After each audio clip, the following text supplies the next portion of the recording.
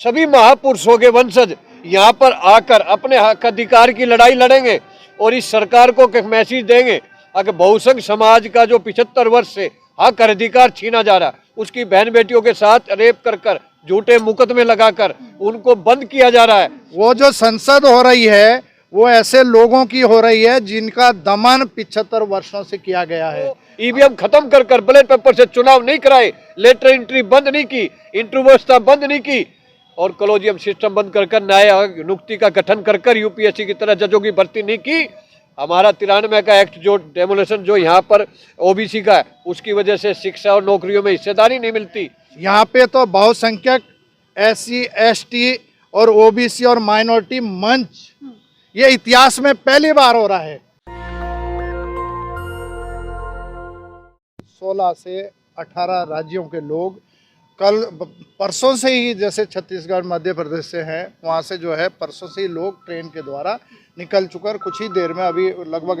250 से 300 के लोगों का खाना भी बन रहा है बाहर और व्यवस्था हो चुकी है। और जिस तरीके से इतिहास में, भारत के आज़ादी के इतिहास में जो रामलीला मैदान है, यहाँ पर बहुजनों का आज तक कोई बड़ा सम्मेलन नहीं हुआ और 6 और 7 दिसंबर 2022 को एक इतिहास लिखा जा रहा है। यहाँ पर बहुजन संसद चलेगी 2 दिन तक। एक तरफ पार्लियामेंट में जो संसद भवन में शीतकालीन सत्र चलेगा और दूसरा यहाँ पर जो है बहुजन संसद चलेगी, जिसमें पूरे देश के SC ST OBC और माइनॉरिटी के लगभग 1000 संगठन आ रहे हैं यहाँ पर। और संगठनों के साथ साथ बहुत बड़े बुद्धिजीवी लोग, यहाँ पर्यावरण से जुड़े हुए लोग यहाँ पर पहुँचेंगे और आपको देखने को मिलेगा कि यहाँ रामलीला मैदान का जो इतिहास था 2015 का, लगभग 500 से 600 लोग रहते थे जब अन्ना हजारे जी का आंदोलन हुआ था यहाँ पर। और गोदी मीडिया, आज के टाइम की जो गोदी मीडिया है, वो उस समय उनके उस आंदोलन को इतना बड़ा रूप दिया कि सरकारें बदल गई। लेकिन आपने देखा होगा लगभग यहाँ पर जो 2 से 2.5 हज़ार की कुर्सियाँ और बाकी जो है अभी और भी कुर्सियाँ यहाँ पे बिछ रही है। और रामलीला मैदान के अंदर इतनी बड़ी तादाद में आपको लोग मिलेंगे यहाँ पर जो समाज के प्रति, चाहे वो SC हो, ST हो, OBC हो, माइनॉरिटी है, समर्पित है और 2 दिन तक रुकेंगे। ये बड़ा इतिहास है। और यहाँ पर जो है हमारे बहुत सारे साथी, जैसे सम्मानित चौधरी साहब यहाँ पर हैं, बहुत सारे लोग यहाँ पर कल से और परसों भी अनशन पर रहेंगे भारत सरकार को जगाने के लिए। जो इनकी दोहरी नीति है, SC ST OBC के साथ जो दमनकारी नीति है भारत सरकार की,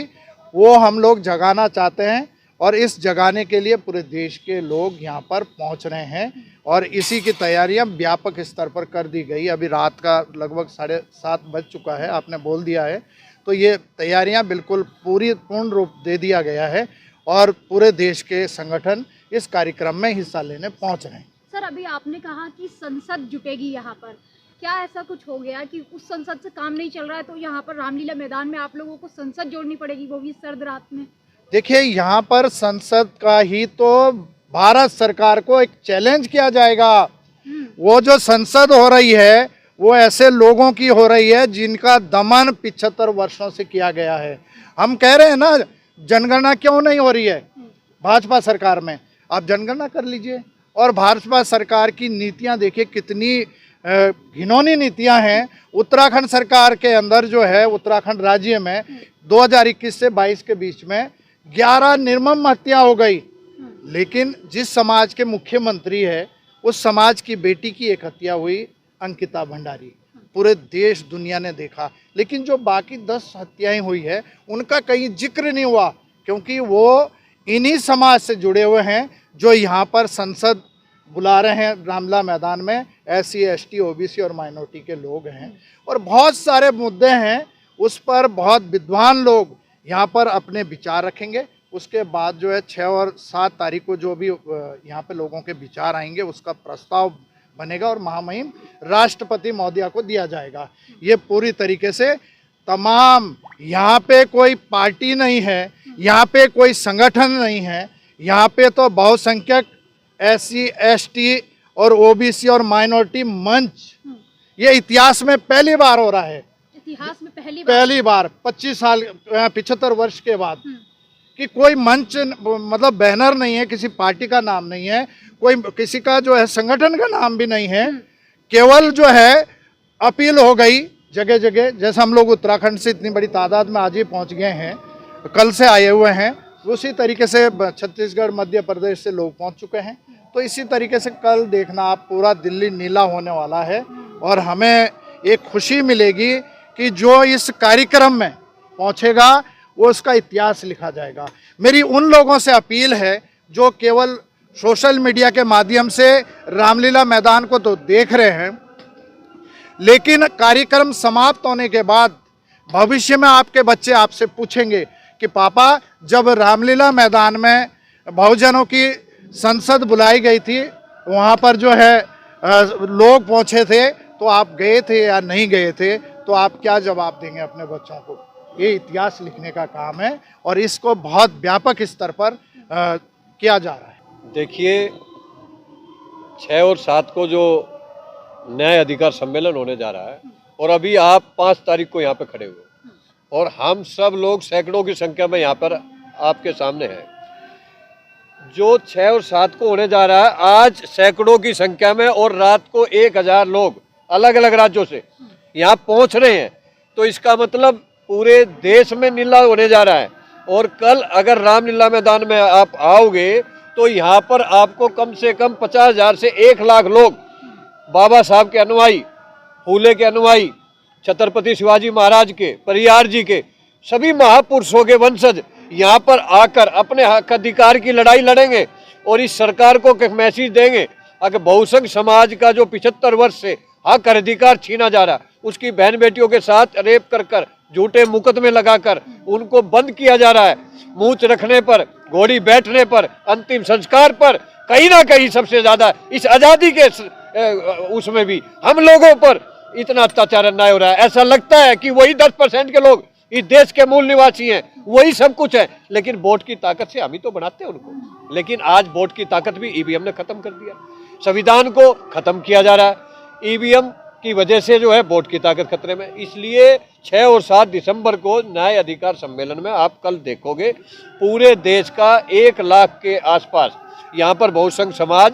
न्याय अधिकार सम्मेलन में अपनी संसद लगाएगा। और दूसरी तरफ जो हमारी वोट की ताकत से नहीं, ईवीएम की वोट की ताकत से जो सरकार बैठी हुई है, उसको ये दिखा देंगे हम लोग कि आप 850 वहां पर बैठे हो और यहाँ पर पूरे बहुसंघ समाज के 100 करोड़ लोग यहाँ पर संसद लगाए बैठे हैं। अगर अब हमारी हक अधिकार की बात नहीं करी आपने संसद में, हमारे आरक्षण को लागू नहीं किया, हमारे संविधान की तरफ आंख उठाकर देखा और ईवीएम से जो वोट की ताकत खत्म कर रहे हो, अगर वो ईवीएम खत्म कर बैलेट पेपर से चुनाव नहीं कराए, लेटर एंट्री बंद नहीं की, इंटरव्यू व्यवस्था बंद नहीं की और कॉलेजियम सिस्टम बंद कर न्याय नियुक्ति का गठन कर यूपीएससी की तरह जजों की भर्ती नहीं की, हमारा 93 का एक्ट जो डेमोलेशन जो यहाँ पर ओबीसी का है, उसकी वजह से शिक्षा और नौकरियों में हिस्सेदारी नहीं मिलती, कहीं ना कहीं क्रीमिलियर रोस्टर ये सब लाकर हमारे बच्चों का हक अधिकार छीना जा रहा है। अगर ये बंद नहीं किया और हमारी संख्या के हिसाब से हमें हिस्सेदारी नहीं दी, तो इस